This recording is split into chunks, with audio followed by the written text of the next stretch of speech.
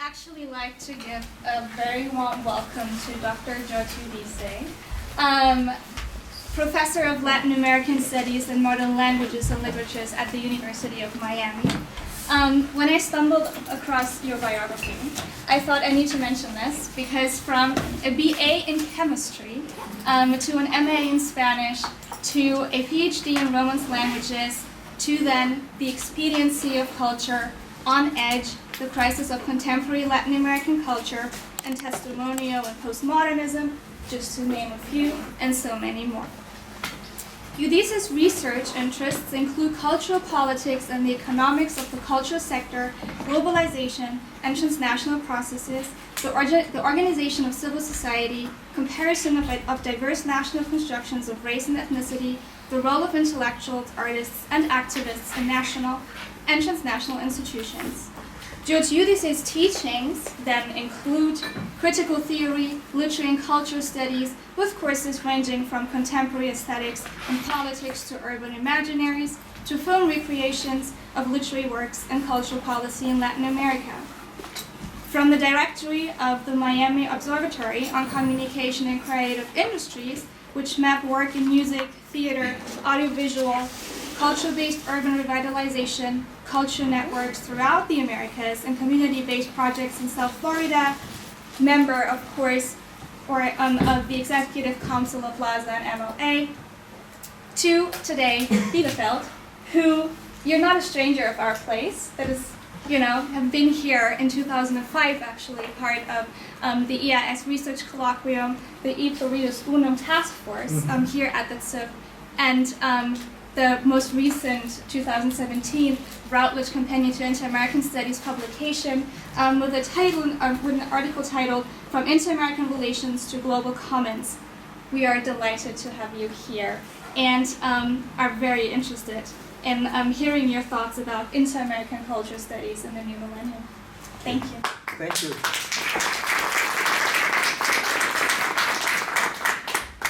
Well, I would like to thank the organizers, Camilo, Edith, Atahualpa, Sebastián, Catalina, and others who brought us here, and also to acknowledge Vili Rauset, who recently published an essay on Inter-American Studies in the companion that you edited for Routledge.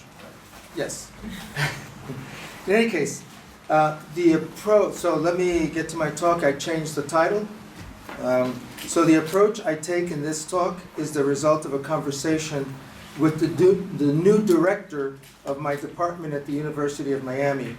Yolanda Martinez San Miguel is an archipelagic studies scholar. So some of you may or may not be familiar with archipelagic studies. She's a Caribbeanist, a scholar, and a scholar of the early modern colonial period. Her most recent work is on archipelagic spaces that have been territorialized by multiple imperial powers. In delineating the concept of the colonial archipelago, she illustrates Greater Mexico's importance for pursuing an American studies that is archipelagic, as she reminds us that what we now think of as the Caribbean was during the 17th and 18th centuries constructed as the archipelago of Mexico. An archipelago networked with the Philippines. So it was not exclusively New Spain archipelago of Mexico, but also seen in conjunction with this other territory, with this other set of islands.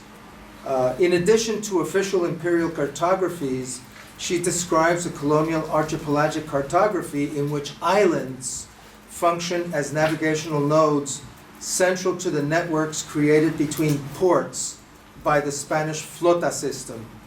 Additionally, she tells us that the colonial archipelagos exhibit, I quote, a unique status arrangements with much larger national or supranational bodies, as well as tension between imperial economies.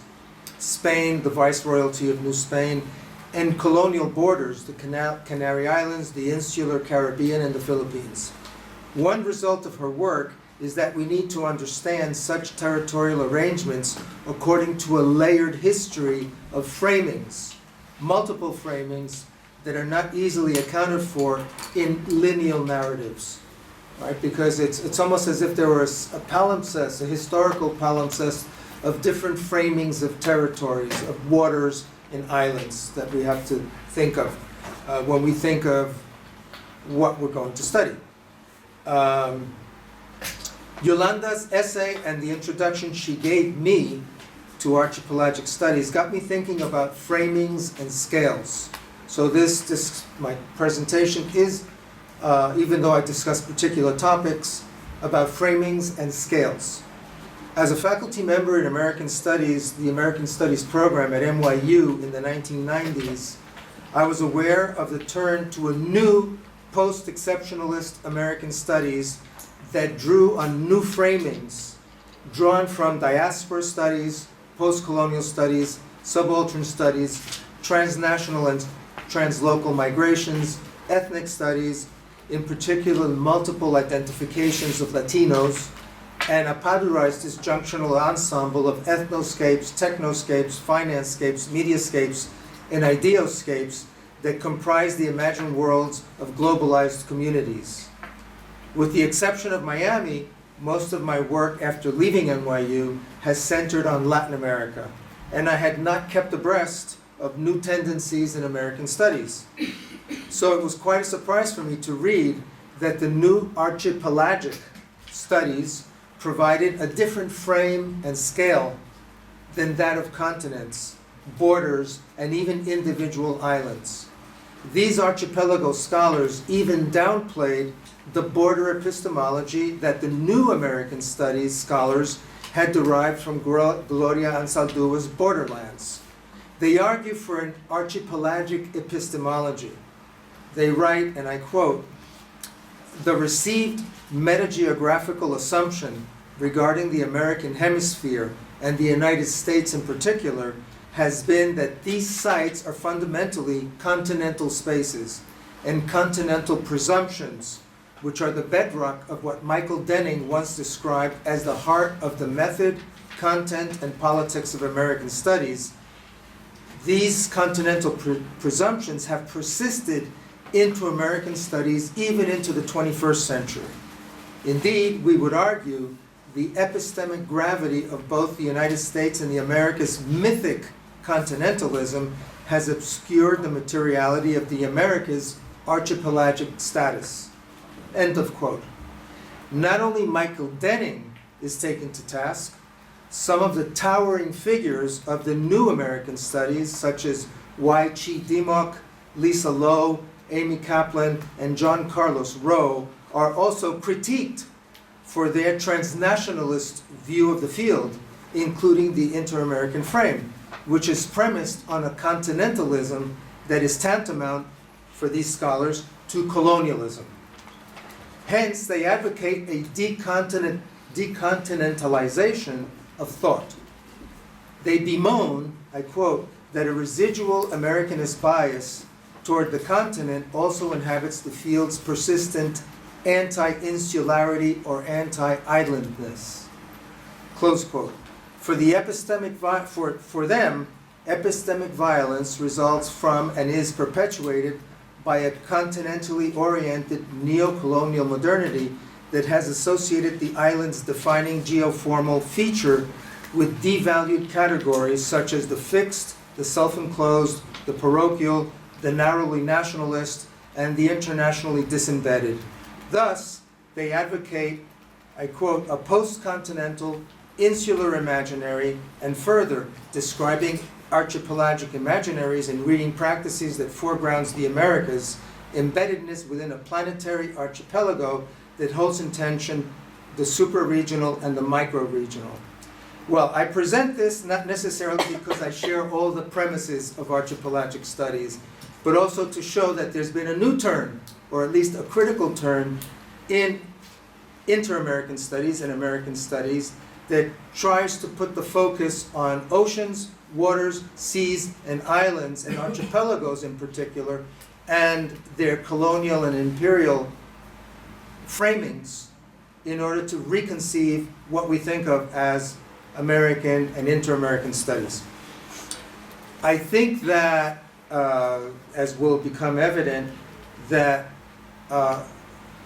because one can discern a new frame doesn't mean that prior framings are invalid, right? What I advocate in my conclusion is that one has to be able to think in multi-frames and in a multi-scalar way about the fields that we occupy. My colleague, Yolanda Martinez San Miguel, also turned me on to an island and archipelago-based critique of Anthropocene discourse. So another new field within not only American, Inter-American, but also global studies is the Anthropocene. No? In her book, Allegories of the Anthropocene, Elizabeth de Lovry argues that although the Anthropocene evokes an impending apocalypse, right? We're all going to be underwater and it's going to be 50 degrees and we'll fry, so on and so forth, by the year 2100.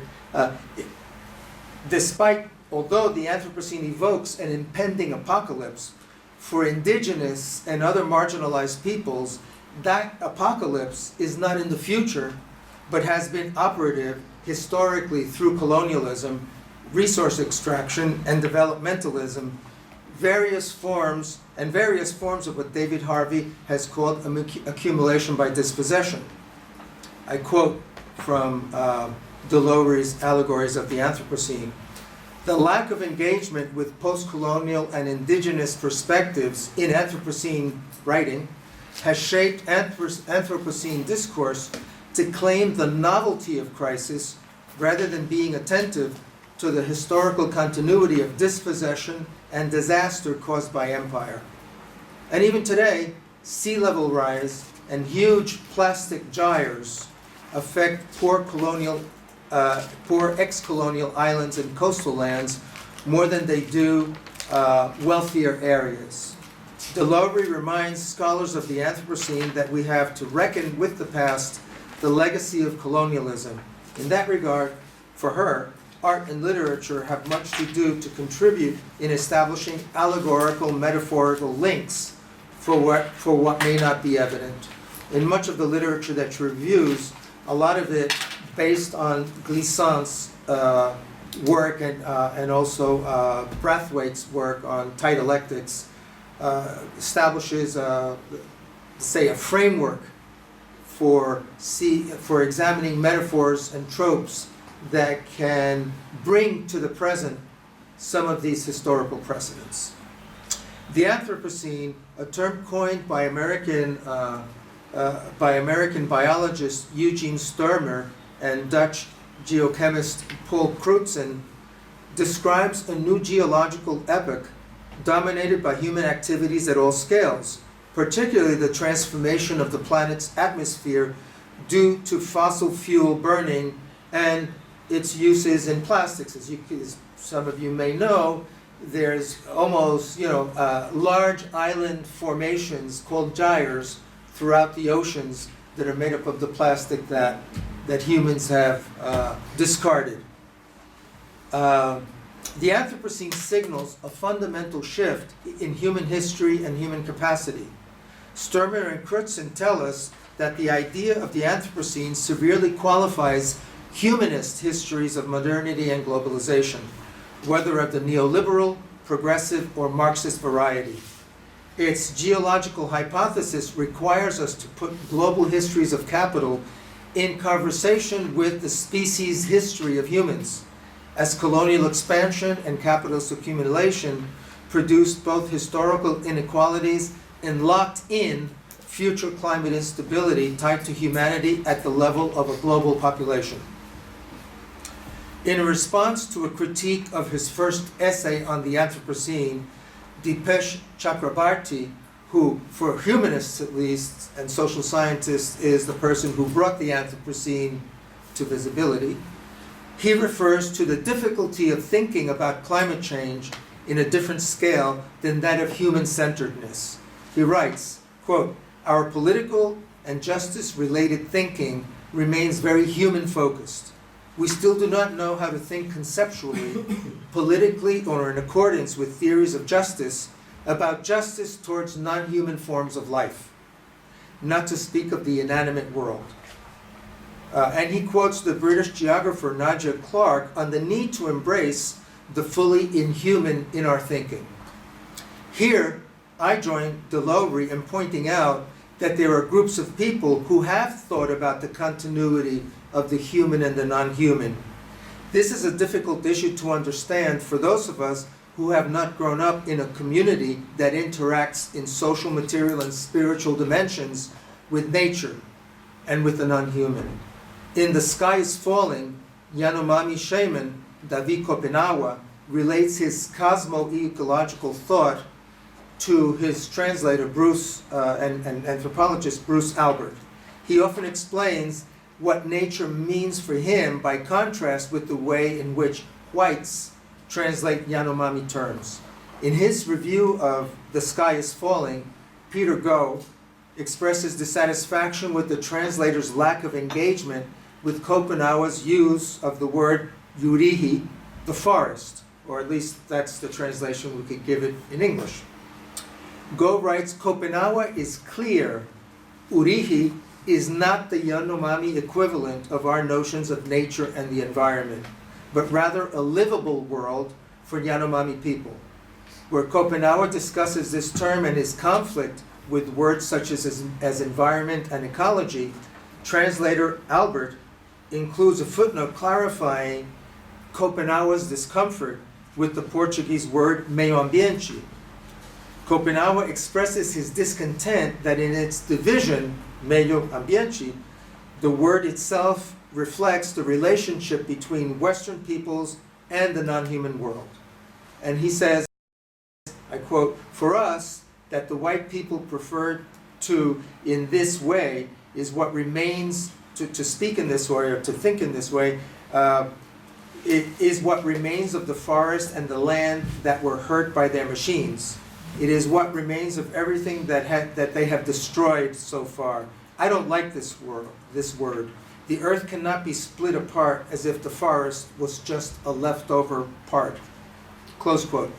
Yet in continuing lines, Kopenawa expresses preference for nature and states, I quote, "I would prefer white people to talk about nature or ecology as a whole thing." The Sky is Falling is an amazing book that gives an insight into knowledge produced by a shaman who has deep knowledge of nature and his community's relation to it. While the book enables us to get a sense of this relationality, the purpose of the book is not to explain his world to us, to non-Indigenous people, but the act of an activist who seeks to get, and I quote, "white people to think differently about the non-human."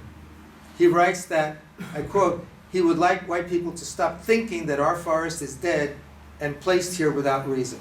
Close quote. To illustrate this relationship between nature, community, and native knowledge and ethics, I would like to now turn to the Ecuadorian Quichua indigenous evangelicals. All right, so I complicate the issue by looking at indigenous people who are evangelicals. And I do so to complicate the framing of evangelism as a phenomenon of Latin American, Interamerican, and global studies. But a few words first about Ecuador, where in 2015 I served as vice-rector or vice-rector. I don't know how you say that in English. You'd be vice chancellor, vice president, or provost.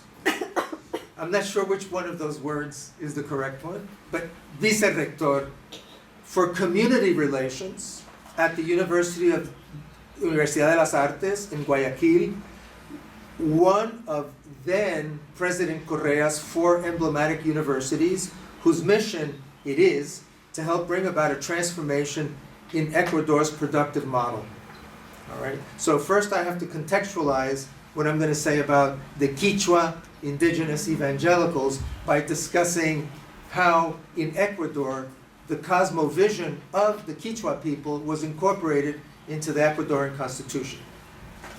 My goal as vice-rector was to transform what is usually an extension program of universities to take knowledge, culture, and art to communities, instead into a collaborative initiative in which students, professors, and community people learn from each other by finding ways of working together. It was really a combination of work, not only with community relations, but with the academic vice-rectora and the research vice-rectora, because the idea was that we have to learn to work with people different who are not academics. And for example, the fishermen, the street salespeople who were basically Quechua speakers, so on and so forth. Those are the kinds of people that we expected all of us to learn something about being able to work together.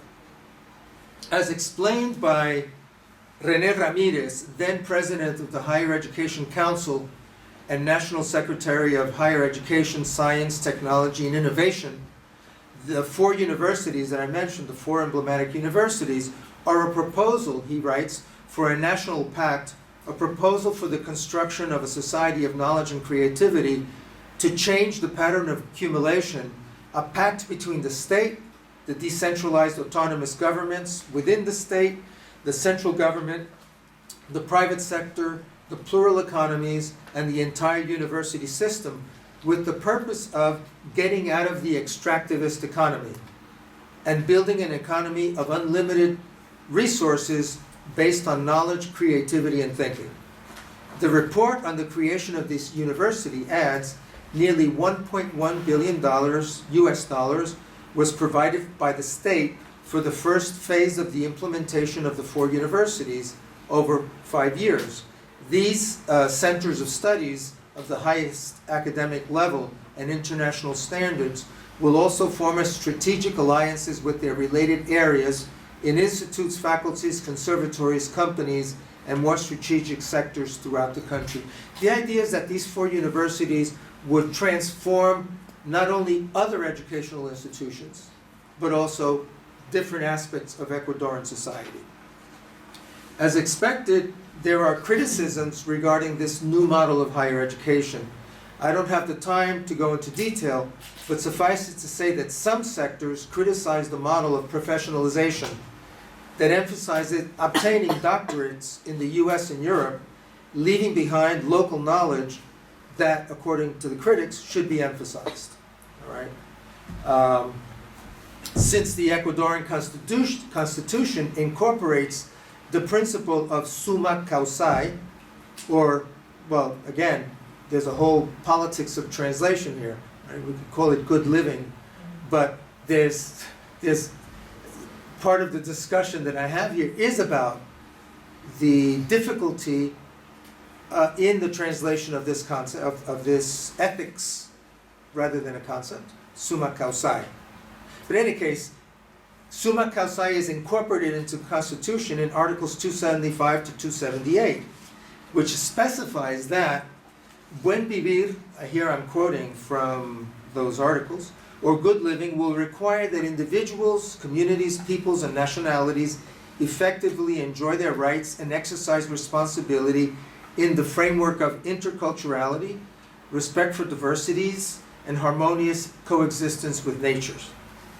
With respect to knowledge, the Constitution specifies in Article 387 that it will be the responsibility of the state to promote the generation and production of knowledge, to promote scientific and technological research, and to enhance ancestral knowledge in order to contribute to the realization of good living, or summa causae.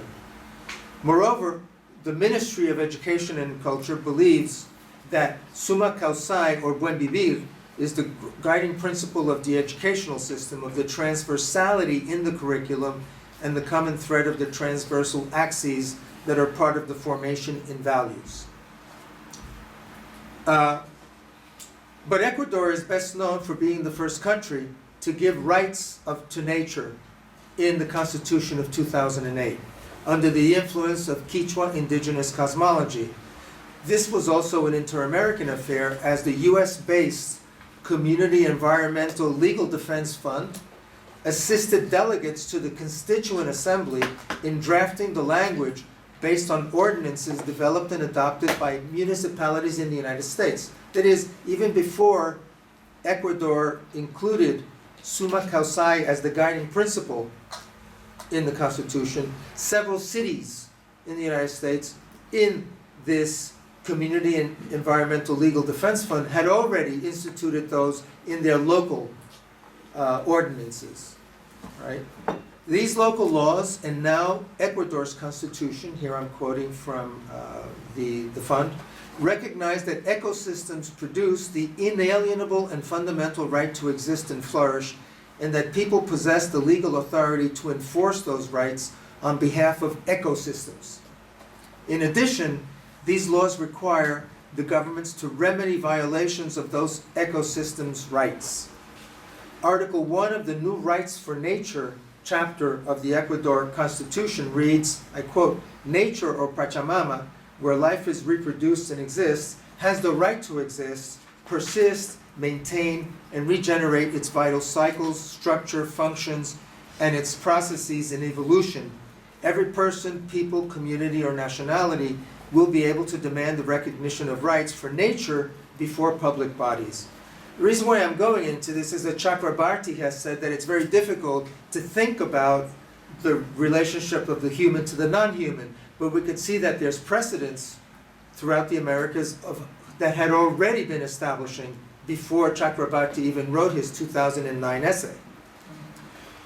During Rafael Correa's presidency from 2007 to 2017, Ecuador was the crossroads of several inter-American, whether with the United States or South-South relations, and global projects to protect the environment and shift the country's productive economy from resource extraction to knowledge.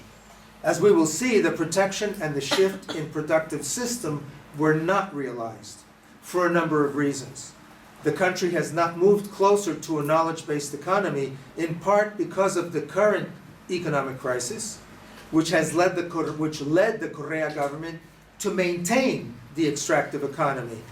Initially, Correa approached more economically developed countries to buy into a trust that would enable Ecuador to leave the oil deposits in the Amazon basin, Yasuni Park, untouched.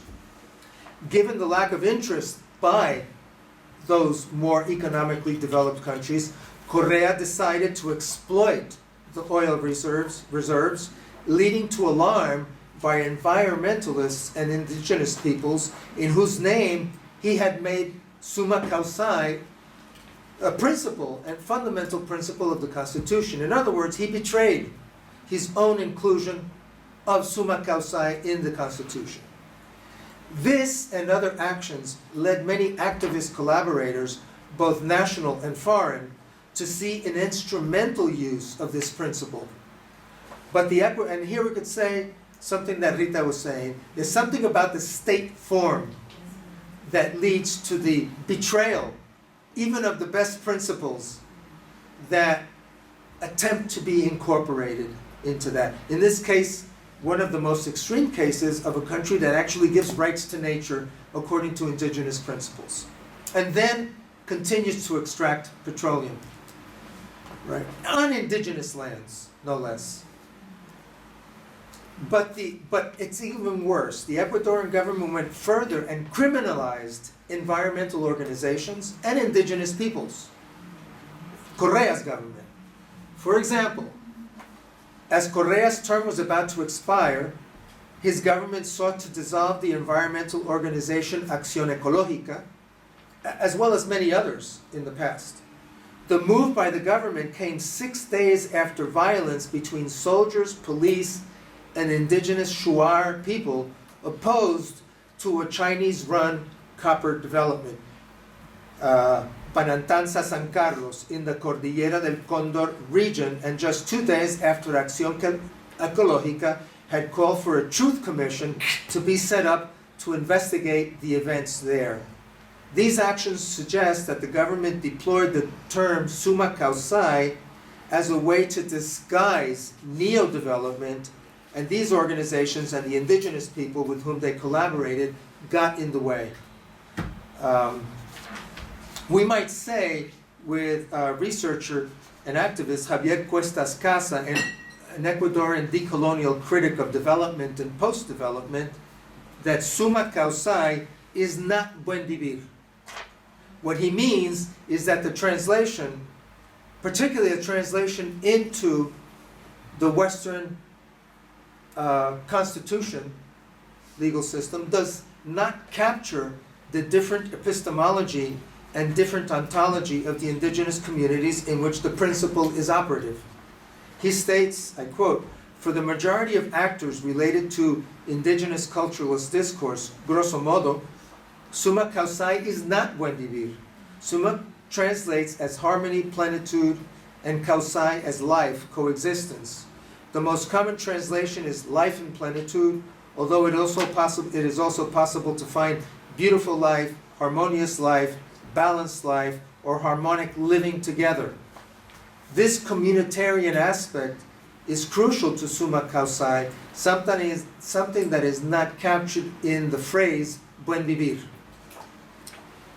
Revisiting my brief introductory remarks about frames and scales, it seems that what we see in these three uses of summa causai and their translations is what Irving Goffman, the sociologist Irving Goffman, in a book called Frame Analysis, calls keying, right? Keying is a way of, for those of you not familiar with the word keying, it means to take something and transform it, right? Or understanding one framework in terms of another. An indigenous ultra-modern frame understood in the terms of a would-be or wannabe state socialism, right, is one of the things that we're seeing, or in the terms of post-development. So what we're seeing is a keying of summa causai, either through the ultra-modern frame, right, of wannabe, of post-development, or of state socialism. As Cuestas Casa characterizes the use of the term by the government, when the economic crisis hit, I quote, "The post-development proposal of non-extractivism ultimately ended up reinforcing the so-called progressive neo-extractivism." But there's another frame that is simultaneously communitarian and transnationalist. And here I then return to the Ecuadorian Quechua indigenous evangelicals. For them too, summa causai does not translate as buen vivir, which they see as a governmentalized appropriation of what is not a concept for them, but a kind of ethics of life, which is practiced in community. The interesting issue here is that indigenous evangelicals have lived at the crossroads of several inter-American forces, among them developmentalist initiatives imposed by USAID and international organizations such as the World Bank and the IMF, and their initial evangelization by American missionaries. So there's several vectors that cross, and we could see the evangelicals according to different frames, as well as their own indigenous frame. So I quote, "But in the 1980s and 1990s, the indigenous people went from being a passive actor in Ecuadorian politics to becoming a structured political group that sought to be an active subject in the political sphere. The indigenous mobilization of the 1990s posed a double challenge to government, private enterprise, and mainstream churches regarding historical inequities. Inequities in the access to resources and inequities in how they were represented. Indeed, many of the indigenous uprisings throughout the second half of the 20th century were led by indigenous evangelicals. It's something, unless you get involved with indigenous evangelicals, you don't know, you think that there's just indigenous movements claiming resources that are being appropriated by developmentalists, not knowing that evangelicals are among those indigenous people doing that activism. But perhaps the greatest innovation is in the keying of evangelical faith. The indigenous evangelicals have Andeanized Christianity. Not like the original Protestant missionaries who were trying to remove the Indians from their own cosmology towards Protestantism. Here, with these evangelical indigenous peoples, they actually seek to Andeanize Christianity and understand it in accordance with Summa Causai. That understanding is based on the similarities they see in both cosmologies.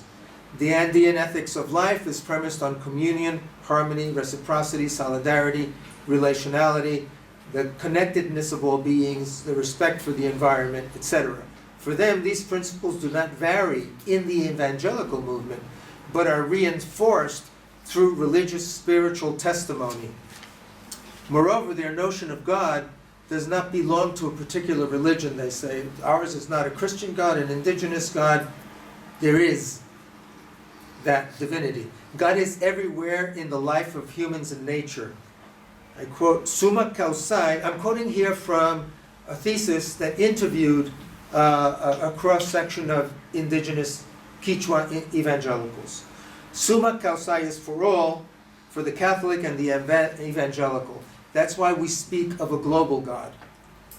Summa Causai is a relation with God through the Holy Spirit being, let's say, one of the principles of evangelicalism, which provides harmony with the material world to enjoy not just life, but the blessing of life. It is in the abundance in community with others, and that abundance is not, as is often criticized, a consumerist one for the indigenous evangelicals. As you know, the gospel of prosperity, some tendencies within the gospel of prosperity are consumerist. But among the evangelical, indigenous evangelicals, it has to do much more about being in a life of abundance in community. It also isn't one that is brought by development, even an alternative development, which is why the Quechua evangelicals interviewed by this thesis writer, Guadalupe Inga, reject the way in which the government has used Summa Causai. Moreover, they complain that even as the government incorporates Summa Causai as a guiding principle, it overlooks indigenous people. Despite this neglect of, and often even assault against indigenous peoples by the government, Summa Causai and other Andean cosmological principles are enabling lawmakers to think about rights and law on different foundations. As Alberto Costa and Esperanza Martinez write, the principle of relationality holds that there can be no isolated entity, human beings, nature, or divine beings. The principle of correspondence says that there is a relationship between the different fields of reality, the symbolic, the qualitative, the celebrational, the ritual, and the affective. The principle of complementarity indicates that every entity or action coexists with its specific complement and cannot exist individually. The principle of reciprocity says that each act corresponds to another reciprocal act or response as a complementary contribution. The impact on international law is evident in the principle of the evolutionary interpretation of rights and the recognition of the interdependence and indivisibility of rights developed by the Interamerican Court of Human Rights, which is not limited to understanding the interdependence between rights, but also the interdependence between subjects of rights, including non-human subjects.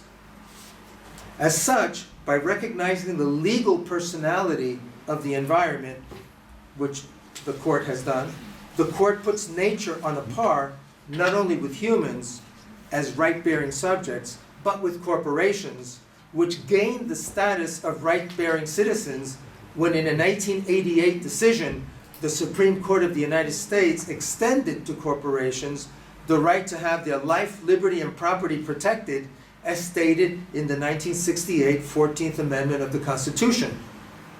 There were precedents to this decision in the United States going as far back as 1819. But by the late 19th century, as the US became an industrial power, great amounts of investment capital needed to be protected. So corporations had to become rights-bearing citizens to be protected by the Constitution in the same way as citizens. The rights of corporations have increased over the years since then, reaching an unprecedented status in the 2010 Citizens United versus Federal Elections Commission that ruled that corporate political spending is protected and that corporations have a First Amendment right to free speech, just like an individual citizen. Moreover, the decision also makes it possible for some for-profit corporations to refuse on religious grounds to comply with a federal mandate to cover birth control in their employee health plans. That is, a corporation is treated like an individual person. I express my freedom of expression by saying I'm an evangelist or a Catholic or a Muslim, and I don't believe in abortion. Hence, I will deny you, my employee, health coverage for reproductive rights. And that then right is extended to a corporation. So here we're looking at different framings of the non-human, assuming that a corporation is non-human. On the other hand, indigenous peoples have generated another frame, right, in which the non-human also has rights.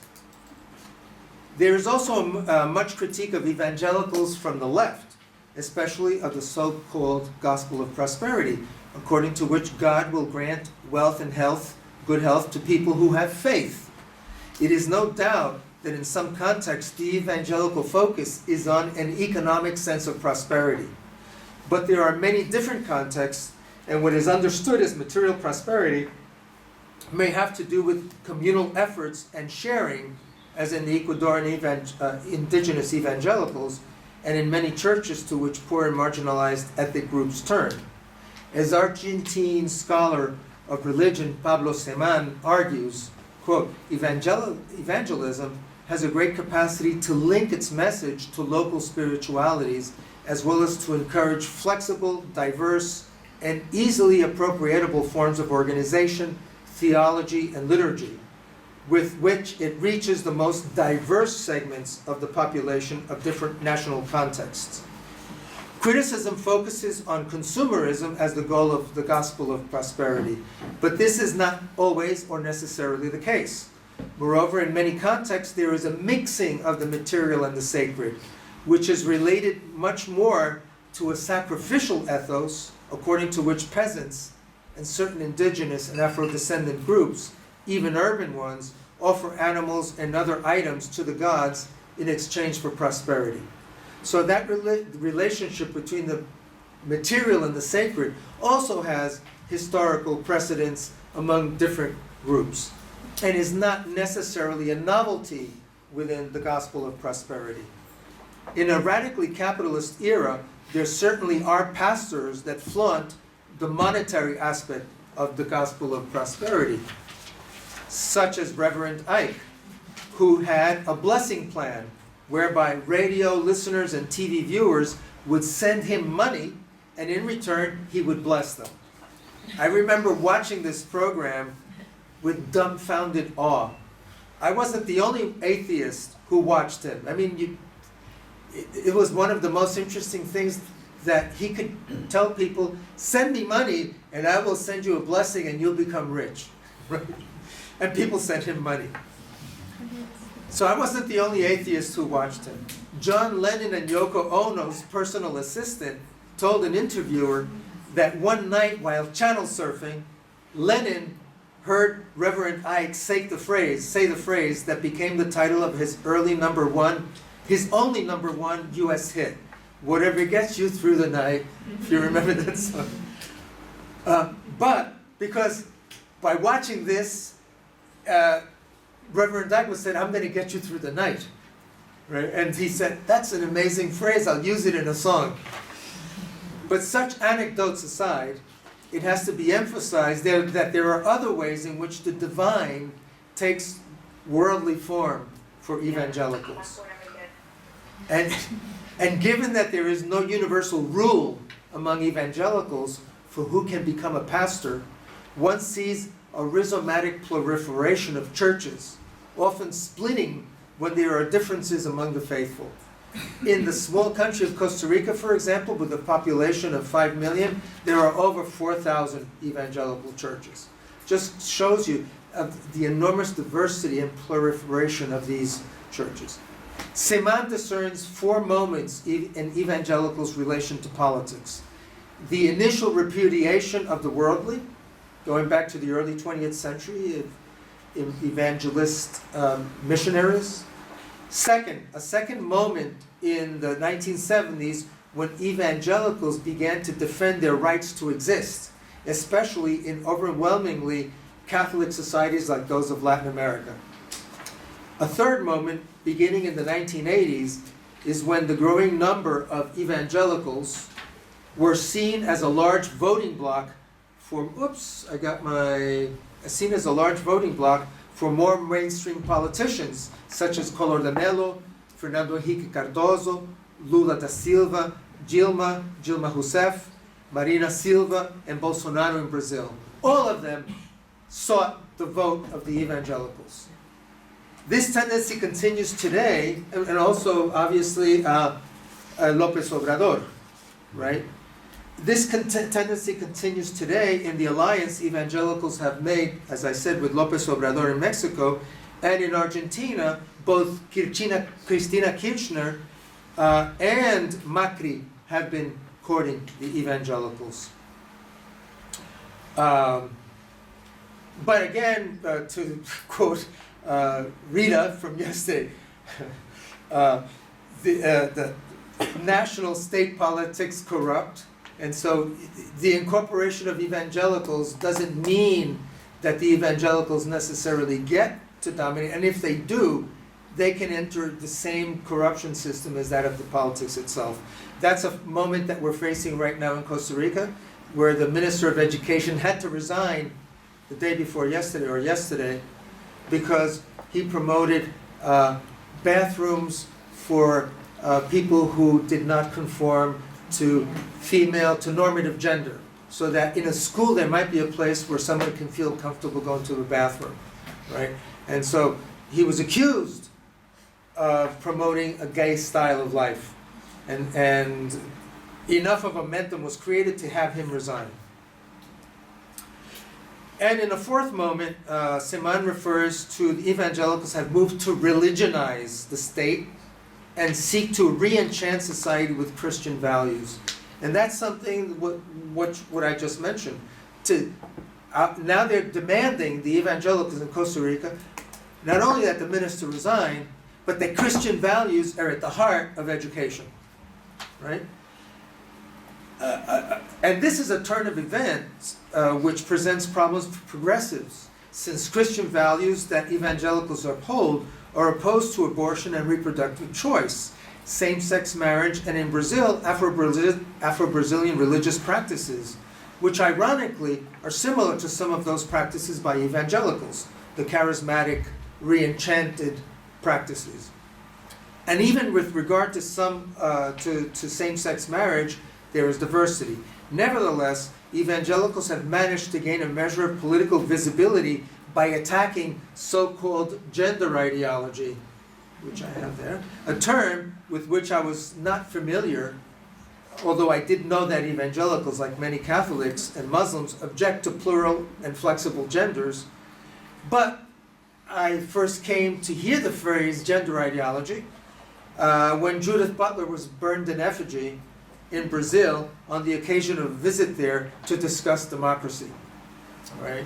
I have since seen in many visits in Latin America anti-gender ideology graffitis on university walls at universities in Santiago de Chile, in Argentina, in Costa Rica. They're attacking higher education and educational institutions that have gender programs and sexuality programs. There is an assumption that this ideology also emanates from the North, right? I say we Latin Americans couldn't have invented gender ideology. It's those evil people like Judith Butler that bring such things. Mm-hmm. And those attacks are similar to those against racial quotas in Brazil, The argument being that a racial ideology was exported from the US. Once I had a heated debate with Brazilian sociologist who was against quotas for Afro-Brazilians, Demetrio Magnoli. He argued that to have quotas in Brazil to enter university was basically copying a US system of a racial order, and that there was no native national movement among Afro-Brazilians to support those quotas. That's Demetrio Magnoli, who I think has been changing his tune, but at least in 2008, at a debate in the Instituto Fernando Henrique Cardoso, he made that argument. Like other issues that I deal with in this presentation, gender ideology and evangelism clearly have inter-American vectors, but they transcend those vectors. Both are global phenomena, and their center of gravity cannot be straitjacketed in an inter-American frame. Indeed, there has been a wave of attacks on so-called gender ideology in Europe, including here in Germany. Paula Irena Villa, chair of sociology and gender studies at the Ludwig Maximilian University in München, received hate mail after speaking about gender equality with the media. I would like to conclude now by presenting yet another frame and another scale. The digital realm, whose sphere of influence originally emanated obviously from the United States, because the internet, right, was, as probably you all know, created by DARPA, right, a defense research institution, but which has now transformed into a planetary, what I call data scene. Just, I'm with analogy to the Anthropocene, where humans have affected the environment to the degree that we have altered the environment as if we were a geological force ourselves by using fossil fuels, plastics, so on and so forth. We are also now altering the world, and not only the world, through the digital realm, and especially the use of data. So there has to be a term to think of this planetary order, and I call it the data scene. Insofar as we can say that data have already transformed our world. Already in 2008, Facebook's Connectivity Lab was seeking to create a mesh of interconnected drones to provide connectivity throughout the globe. Our world is literally englobed by data, with over 2.5 quintillion bytes created daily. That is over a million each quintillion is a million to the fifth power, right? And that amount of data will multiply with the increased use of the Internet of Things, or the Internet of Everything, which connects so-called smart devices that interact with each other and us while collecting all kinds of data. In 2006, there were 2 billion devices connected. By next year, 2020, there will be 200 billion devices communicating with each other and with us. And there are also projects like NASA's interplanetary internet to extend the data scene beyond the planet Earth. And it will not only enable interplanetary data collection, but also will monitor earthly processes such as climate change from outer space. Chakrabarty considers that technological solutions for reversal of climate change are currently insufficient, maybe even impossible in the future. In any case, we may see here a repeat of the conquest of Americas in this interplanetary enterprise, with maps like this one charting not archipelagos of islands in the ocean, but archipelagos of planets, stars, constellations, galaxies, and universes. And what we're seeing also is that the data scene in a much more potent way, connects the most micro level, scale.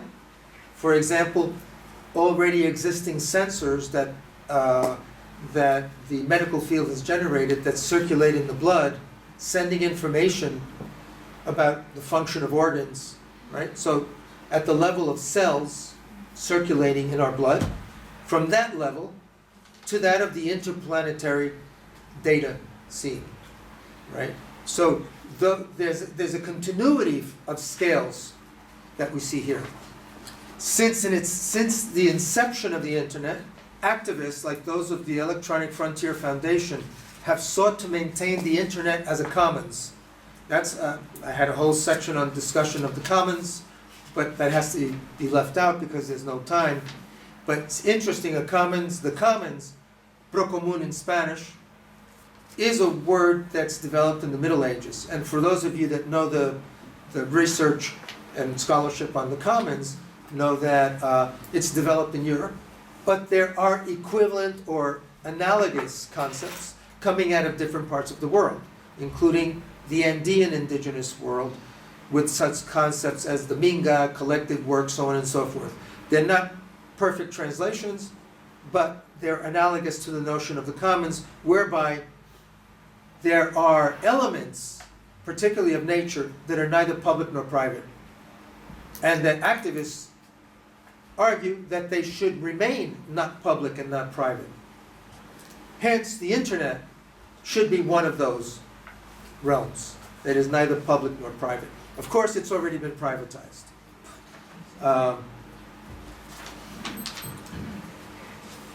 And one of the other interesting things is that in its privatization, what we have is a set of large platforms. Right? Originally, if you remember, for those of you that remember what it was like to use the internet in the 1980s, before the World Wide Web, you would have to access a lot of different functions separately. And then as the World Wide Web came in together and platforms started being created, and particularly when the cloud gets created, which is basically data centers, those functions are packaged in a private cloud. Right? And those platforms begin to become mega platforms of huge scale. Such a large scale that the top 10 internet companies have a total market value of $5.2 trillion. The equivalent of the third largest gross domestic product, that of Japan, exactly the same, after the US and China. 8 of those corporations are US corporations. So we can see here that we're still talking about, we haven't eliminated, let's say, one of the force fields in a frame, that of the US and US capital, that creates, that funds these platforms, and 2 are Chinese. Many of the struggles in a liberal democratic framework have been over net neutrality and privacy. This second one, which is quite important, but there is an ever greater menace than than eliminating net neutrality and privacy. The architecture of the internet has grown to such proportions that it is becoming something like another contingent force to reckon with. Benjamin Bratton's The Stack reads like science fiction at times, but the power that the internet and the algorithms and other forms of artificial intelligence that drive it are increasingly creating a new order. According to, for example, already from today's news, right, we have here artificial intelligence being used to be able to determine how many people are at demonstrations, right? So you can now use this either in progressive or regressive forms, right, to police demonstrations. According to Bratton, the optimistic scenario, going back here, is the emergence of new modes of sovereignty that would allow people to meet and connect in ways that best suit their real needs and desires, if we still believe that social media enable this and don't also monitor, right? Perhaps these are not recognizable as states, platforms, corporations, or common goods, but a strange hybrid of the 4 plus 3 new things that we still do not know. Equally probable is that what we can call a feudalism in the cloud. In this scenario, the walls of some gardens are thick and hard. The mechanization and routinization of daily life are extended beyond all measures in all politics, including biopolitics, and they reduce user citizens to mere personnel. This already seems to be the case in data collection. That is, we're not only personnel, our very materiality is being registered as data. Some observers waxed enthusiastic when they observed that users are also producers, such as when we post photos, videos, messages, etc. But the possibility of doing this is what enables the platforms to get our data and make all kinds of predictions and design for the world for us. That is, we are in a mode in which, since I see everybody here using it at the break, their phone, right? We desire to use this device. And this device is exactly what's generating all the data that are producing all these new possibilities of control, right, in this stage of capitalism. You may think, half the world is not connected, so they're outside this sphere. But that is not exactly correct. And the number of connected users is growing every year, even among the poor. In January of this year, 57% of the world's population used the internet, and 2/3 had a cell phone. Facebook's Connectivity Lab, whose drone initiative I showed you earlier, seeks to connect the unconnected. Google has a similar initiative. Why are these platforms seeking to connect new users? Of course, it's naive to think that Facebook and Google are providing a humanitarian service that governments do not provide. Although it is true that there will be more connectivity and that the poor may have cheaper access to such operations as digital bank transfers or receiving remittances via cell phone, among other things. The Gates Foundation, in partnership with the World Bank, has a project to integrate billions of people into the banking system by means of mobile telephony and digital money. Google does not need to profit directly from these transactions. People will use their platform with the endorsement of an intergovernmental public institution. To facilitate the use of this platform, Google has introduced a cheap smartphone in Africa where 95% of internet access takes place via mobile telephony. The phone prioritizes 2 Google properties: the Android operating system and the use of YouTube, specially tailored for offline use. So of course, the greater the access, the more the usage, the more the generation of data. All right? It's not necessarily a humanitarian public service. Facebook founder and CEO Mark Zuckerberg has launched an aggressive campaign to get more users in Latin America, and of course in the rest of the world. He has met with the likes of former President Peña Nieto and current President López Obrador and Dilma Rousseff of Brazil, and more recently with Chilean President Sebastián Piñera and Emmanuel Macron. Clearly, Zuckerberg, like other Silicon Valley CEOs, is seeking to increase his business. But these meetings also bear out Benjamin Bratton's argument that we have entered a new age in which tech companies, platforms, exercise sovereignty, right? A sovereignty that they are challenging and competing with nation states, as we see here in these cases, including the United States, right? That is that these platforms not only have challenges with China, but with the United States itself. In conclusion, I have raised a number of phenomena that clearly have inter-American dimensions, but that exceed the inter-American frame. Does this mean that as American archipelagic studies authors argue, that national, transnational, and continental frames are outdated and no longer useful? I think not. It seems to me that one needs to work with multiple frameworks and also with multiple scales.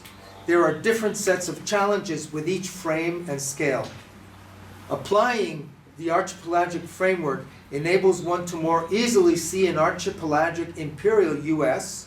Another example even as internet platforms seek to have global power and to control users in a kind of data-driven biopower, they still negotiate with states, as I showed you. They negotiate with all these national leaders in order to deal with regulatory issues and to get increased access. One of the issues that Neil Smith had argued in his article on scales. There's still different scales, and you still are going at this moment through regulatory systems, even if you want to connect everyone in the world. And they will provide more data and hence more value in terms of selling information, as well as using data for discerning large-scale trends that are not visible. Multiple scales and frames are also relevant in dealing with the environment. As Timothy Clark explains in an essay on scale and climate change, not only using plastic straws will not using plastic straws will not at that scale. We have to think in terms of scale. Not using plastic straws or plastic bags will not necessarily, by the individual, lead to the reduction of global warming, but it can have benefits at the local level. So one has to see at what scale one does what. What works at a global scale, what works at the local scale. He writes, climate change disrupts the scale at which one must think, skews categories of internal and external, and resists inherited closed economies of accounting and explanation. Framing is also clearly important. For example, in whether we apply the colonial frame to how maps are made and territories and seas are labeled, on whether we can determine the real size of territories controlled by nation states or corporations. Frames are also important in determining how much wealth is hidden through all kinds of schemes, such as shell companies and other legal entities, such as limited liability companies and trusts, that shield buyers from revealing their identities and the source of their funds, thus enabling money laundering and tax evasion in their home countries, to refer to an example mentioned by Rita at the end of her talk yesterday. That is dark money. And Rita said, well, I don't know of an organization that tracks dark money, but there is an organization. According to the Tax Justice Network, the Hidden, which does research on dark money, the hidden financial assets of the rich in offshore tax havens could have reached a staggering $32 trillion in 2012. The figure is roughly double the US gross domestic product and represents 42% of the gross world product. That means all that dark money is almost half of the world's gross product. That's a staggering, thinking in terms of scale. It's a staggering figure. Frames and scales are also important in determining who should pay how much in taxes for services. So a company, an organization like this is applying different frames and scales to determine this in order to try to bring some of those people that have this dark money to courts in their own local countries. The reason why I know this research is because Miami is one of the havens where this happens, where people show up with cash to buy property, right? And because I've done research on this for this a project in Miami, Trump has 6 properties in South Florida, one of which has the Baronoff real estate company, basically has customers from Asia and Russia who buy million and multi-million-dollar condominiums in cash, who work through these offshore companies that are registered in the Bahamas, and no one knows, unless one does the tracking, who exactly has this money. So frames and scales are a bit like the parameters and assumptions we use to determine. Sorry, with that I end. Thank you.